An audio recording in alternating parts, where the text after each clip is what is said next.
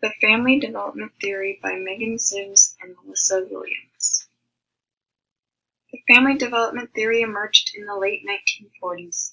It was the first family-focused field of study of science that was separate from psychology and sociology. It originated from the critiques of the two perspectives on psychology and sociology. Psychology-based theories couldn't fully explain families with competing individual needs, so it was too narrow of an emphasis. Sociology-based theories focused on society and culture, so its analyses were too broad. Evelyn Duval and Reuben Hill both significantly influenced this theory. They were essentially the main architects of it. The two major concepts contained in this theory, family development theory, are one, the family life cycle, and two, the developmental tasks. The family life cycle contains ordered stages that progress from life to death that make up the family life. Developmental tasks are the development or growth that occur as families make the transition from each of the family life stages to the next.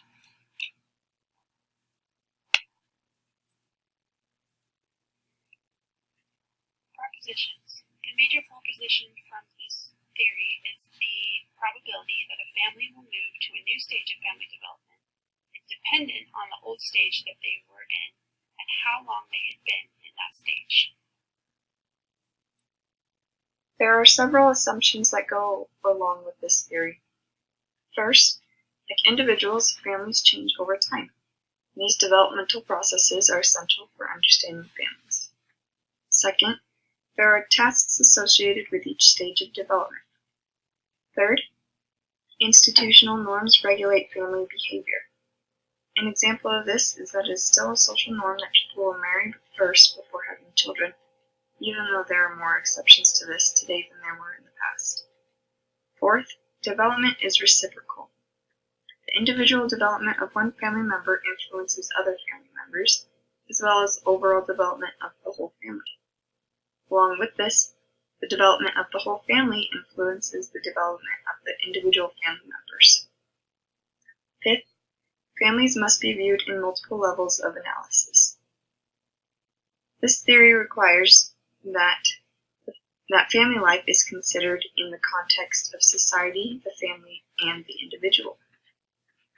Sixth, families should be viewed over time. This goes along with the core assumption that families are not static, but they change over time. This is the primary focus of this theory, changing over time. Next, we will go through each of the stages of the family life cycle. It's important to note that the family life cycle has two major stages, the first one being expansion, when the children are born and raised, and the second one being contraction, when children leave the family home. The family unit is a dynamic unit that's always changing and progressing.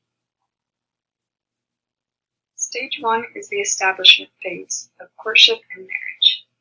Tasks associated with this stage are establishing a mutually satisfying marriage, adjusting to pregnancy and the promise of parenthood, and fitting into the kin network. Marriage brings about new responsibilities such as developing a system of acquiring and spending money, establishing routines, and learning to fulfill one another's needs. The ability for a husband and wife to blend their individual needs and desires, as well as have good communication as they work through life's challenges, can add great success, being able to handle the tasks that await them in the next stage. Stage 2, childbearing families, families with infants. The tasks here are adjusting to and encouraging the development of infants, and establishing a satisfying home for both parents and infants. The arrival of an infant brings many new tasks for families to face. New roles appear, such as being a mother and a father, that provide the responsibility of caring for the child and providing their needs. The changes that come with parenthood cause additional emotional and financial demands on the family. The stressors can be tough on family relationships if effective communication isn't maintained. Stage 3, families with preschool children.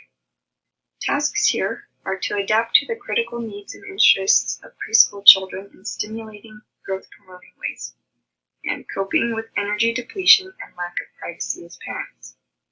Young children need lots of structure in their activities as well as lots of physical attention. Every child is different and has their own unique personality. This stage can bring challenges to the couple, being able to still have meaningful time together with all the demands that come with having children. Stage 4. Families with school-aged children. The tasks here are fitting into the community of school-aged families in constructive ways and encouraging children's educational achievements. Parents develop strategies for helping the children accomplish tasks around the house, as well as provide some parental monitoring with different kinds of expectations and rules for their kids. Parents must strive to build relationships with teachers, religious leaders, and parents of other children. Stage 5. Families with adolescents. The tasks in this stage include balancing freedom with responsibility as teenagers mature and emancipate themselves, and establishing post-parental interests and careers as growing parents. Adolescence is a time of rapid growth and change. Parents must allow adolescents to establish their own separate identities, which sometimes may be in conflict with the family's overall values and ideas. Adolescents are also able to share more of the family responsibilities at this time. Stage 6. Families with young adults, or the launching stage. Tasks associated with this stage are releasing young adults into work, military service, college, marriage, and so on, with appropriate rituals and experiences, while also maintaining a supportive home base. This stage begins when the oldest child has left home and ends when the last child has left. During this stage, families experience the cycle of contraction. Stage 7. The middle years. Tasks associated with this stage are refocusing on the marriage relationship and maintaining the relationships with older and younger generations. The middle years refer to the time after children have launched but before the parents retire. Couples must reallocate household and family responsibilities as each child has left the home. Couples can now learn to develop relationships with grandchildren. Stage 8. Aging family members.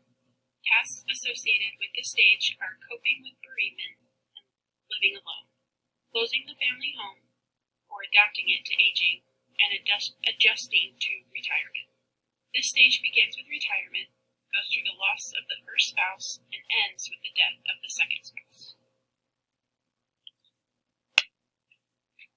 The critiques of the family development theory include a bias toward the single generational level and the assumption of universality.